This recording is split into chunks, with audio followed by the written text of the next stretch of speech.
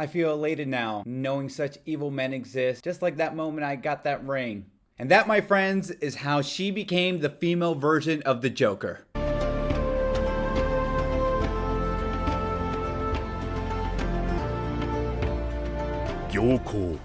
What is going on, guys? My name is DJ Miles, and I'm here to review the latest episode of Vinland Saga. This is episode 14, The Light of Dawn. And oh man, before we begin, let's go ahead and start the video by saying like this and go ahead and subscribe to my channel for more anime content, because I would greatly appreciate it. But now let's go ahead and dive into the meat and potatoes of this episode, because a few episodes back, if any of you can recall the moment when we had that conversation about Thorkill the Tall, about religion and God and what a higher being meant for the Norse Vikings and what Christianity and all that stuff. Now we kind of see that episode pretty much play suit here, right? That religion episode we got with Thorkill a couple weeks back. Now, here we go. I know a lot of people were saying, man, it'd be so great if Vinland Saga can give us that. Well, they delivered here. So it makes you just really question what they were going through during those times,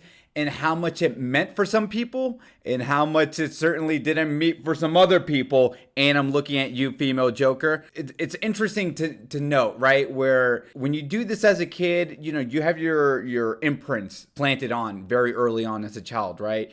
If you pray, good things will happen to you. God will take you to heaven. Talk to the great pumpkin. He'll give you treats on Halloween. You know, so pretty much all that good stuff that we all have come to know and love. And for them, well, the Danes are evil. They put them here, but they are already punished, right? Another one of those religious undertones that if you do good things, you go to heaven. If you do bad things, you'll go to hell. It's really interesting to see how Anne wrestles with that mentality throughout this episode here, where she has that confession when she's outside to herself about the ring, about my family. They're so good. They pray to God all the time. They're obviously going to heaven.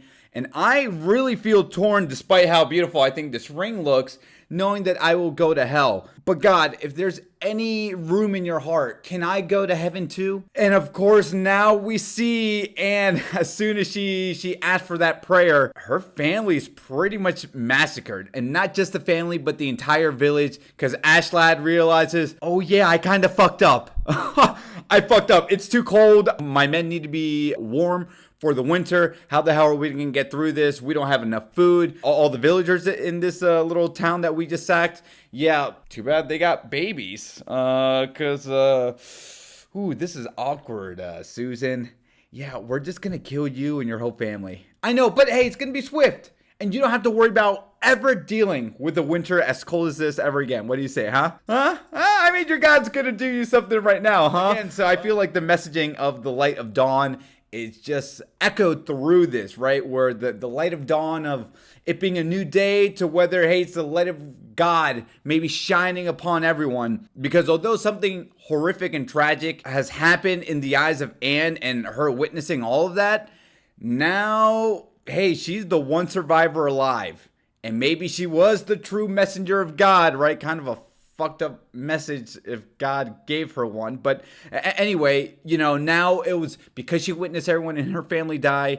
Now she will be that one person, that one scapegoat, right? The one sacrificial lamb that got away. I like these religious undertones I'm just coming up with in this review. And now she's that one lamb that can go away, do what she has to do to now get not even necessarily revenge, but to get justice and a safe passage for her family in the next afterlife, if these so quote-unquote evil Danish people die. This episode reminded me of Dragon Age, not Inquisition, I think it was Dragon Age 2 when that came out on the 360 and PS3 years ago.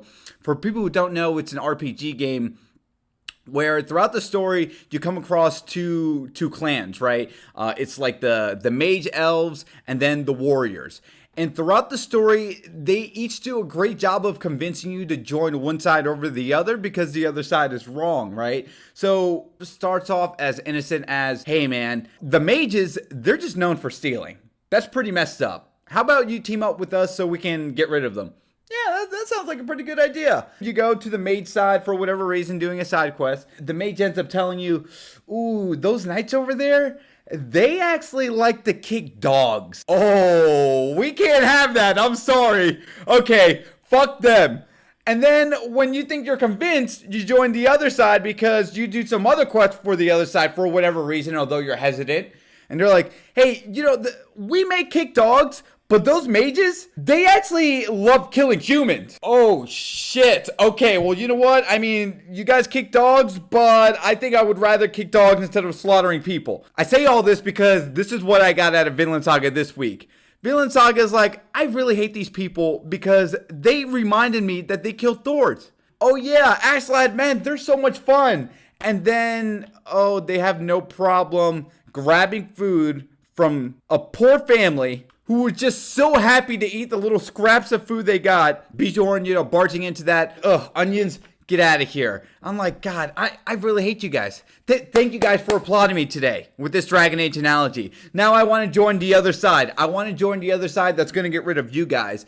And I thought if they're doing this, then I think it's going to be a great job. They're upping that reinforcement of Askeladd will do whatever he has to do to save his ass at the end of the day, to put himself in that little finger position that he needs to be, even at the expense of killing off his men. So if this episode is the prelude to that, where it's like, oh yeah, let's just sack another village and kill children and little kids because fuck them, because we need to take care of ourselves. Then next week, if they die, oh, I'm going to be cheering. I'm going to be cheering because I don't like Askeladd's men anymore. I keep on forgetting how this show does such a great job of knowing, hey, there's no one definitive evil and no one definitive good person in this world, right? So you got to pick and choose your battles. And it's really great here how this show always kind of makes me question what side am I on. It's like, oh, I'm not on a definitive side. I'm just following these ragtag men on their journey for now until I might jump ship into someone else and follow their definitive story, right? So lots of things to think about, but overall, I think this episode was great for them to make me think of Askeladd's men. Like, oh yeah, they're awesome. To them murdering kids, I now feel like I'm playing Dragon Age again, where I think, oh, I don't think I should be doing this, or maybe I should be joining the other side. But definitely a lot of food for thought. Although there was no Thorfinn, I'm sure we'll see plenty of him next week. And not only that, a lot of stuff to think about where the priest. Oh, and I quickly wanted to mention, because I didn't talk about it last week, the opening credits, because we've got new opening credits and closing credits.